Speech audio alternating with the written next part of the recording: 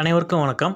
இன்னைக்கு தசாபுத்தியும் வாழ்க்கையும் அப்படிங்கிற தலைப்பில் ஒரு ஜோதிட தகவல்களை பார்க்கலாம். நம்ம ஜாதகத்தில் எவ்வளவு தான் யோகங்கள் இருந்தாலும் அதில் வந்து பார்த்திங்கன்னா நடப்பு தசாபுத்தி தான் நம்ம வாழ்க்கையை தீர்மானிக்கும். நம்ம அந்த குறுகிய வட்டத்துக்குள்ளே வந்துடுவோம். ஒரு திசையும் ஒரு புத்தி நடக்குதுன்னா குறிப்பிட்ட இந்த 2 வருஷம் அடுத்து ஒரு 3 வருஷம் அப்படிங்கிற ஒரு வட்டத்துக்குள்ளே நம்ம வந்துடுவோம். இதில் ஜாதகத்தில் சிவராஜ யோகம் இருக்குது, குருச்சந்திர யோகம் இருக்குது, பஞ்சமாக புருஷ யோகம் இருக்குது அப்படின்னு நம்ம வந்து பலன் எடுக்கிறத விட நீங்கள் என்ன திசை நடக்குதோ என்ன புத்தி நடக்குதோ அந்த வட்டத்துக்குள்ளே நம்ம வந்துடுவோம். அதுதான் நம்ம வாழ்க்கையை இயக்கம். இப்போ நீங்கள் இந்த ஜாதகத்தை பார்த்தீங்கன்னா லக்னாதிபதி சுக்கிரன் வந்து ஆட்சி பெற்ற குருவோட தனுஷில் இருக்கார், அங்கேயே ராகுவும் இருக்கிறாரு. இவங்களுக்கு வந்து பார்த்தீங்கன்னா ராகு மகாதசியும் குரு மகாதசியும் அந்த நல்ல ஒரு பருவ வயசில் வந்து சம்பாதிக்கிற வயசுலேருந்து அந்த திருமண குழந்தை விஷயங்கள் வரைக்கும் வந்து அந்த மத்தியம வயசு வரையும் அந்த குரு தசை 2020 வரையும் அவங்களுக்கு வந்து நடந்தது. இந்த காலகட்டத்தில் நல்ல பொருளாதாரம், வசதி வாய்ப்பு, 3ஆம் இடம் வந்து கம்யூனிகேஷன், தகவல் தொடர்பு, இணையதளம் அந்த போன்ற விஷயங்களெல்லாம் நல்லா சம்பாத்தியம் பண்ணியிருப்பீங்க சார்.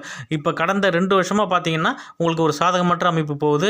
8ஆம் இடங்கிறது இடம் மாற்றம், நிலை மாற்றம். 2022லேருந்து பார்த்தீங்கன்னா 8ல் இருக்க சனி மகாதசை ஆரம்பித்ததுலேருந்து நீங்கள் இடம் மாறி இருப்பீங்க. அது வந்து உங்களுக்கு பாவத்துவமான சனி தசையாக இருக்கிறதுனால அதில் விரும்பத்தகாத இடமாற்றமாக இருந்திருக்கும். அதில் இழப்புகள் தான் வந்து அதிகமாக இருந்திருக்கும் சார் அப்படின்னு சொல்லி நான் சொன்னேன்.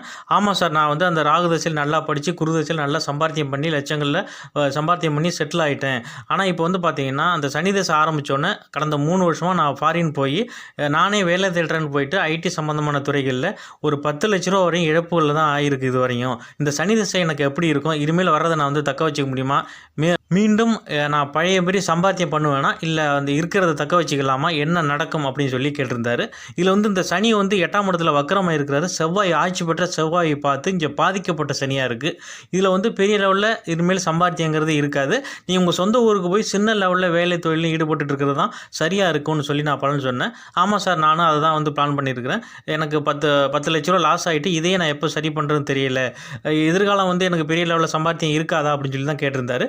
இவருக்கு வந்து பார்த்தீங்கன்னா இன்னும் 1.5 வருஷத்துக்கு அப்புறம் அஷ்டம சனி வருது. ஏற்கனவே அவருக்கு 8ஆம் இடத்துல இருக்க அஷ்டம சனி தான் அந்த திசை தான் நடந்துக்கிட்டு இருக்குது. அப்போ அஷ்டமத்தில் சனி, அஷ்டமாதிபதி சனியோட திசையும் நடக்கும்போது பார்த்தீங்கன்னா இங்கே பிரச்சனைகள் அதிகமாயிடும். அப்படிங்கிறதுனால இவர் வந்து இந்த வேலை தொழில் அமைப்பை வந்து விட்டுட்டு வெளியே உள்ளூரில் போய் சின்ன தொழில் அமைப்புகள் எடுத்து செய்கிறது தான் சரியாக இருக்கும் அப்படிங்கிறது தான் அது பலன். நமக்கு ஜாதகத்தில் எவ்வளோ தான் யோக பாக்கியம் இருந்தாலும் நடப்பு மகா தசா புத்திகள் தான் நம்ம வாழ்க்கையை வந்து தீர்மானிக்கும். அதுக்குள்ளே நம்ம வந்து பயணிக்க ஆரம்பிச்சிருவோம். அது எப்போ எந்தெந்த இயரில் எந்தெந்த புத்திகள் மாறுது அப்படிங்கிறத பார்த்து அதுக்கு தகுந்த மாதிரி நம்ம பிளான் பண்ணிக்கிட்டால் கொஞ்சம் இழப்புகள்லேருந்து வெளியில் வர்றதில் கொஞ்சம் ஈஸியான ஒரு அமைப்பாக இருக்கும்.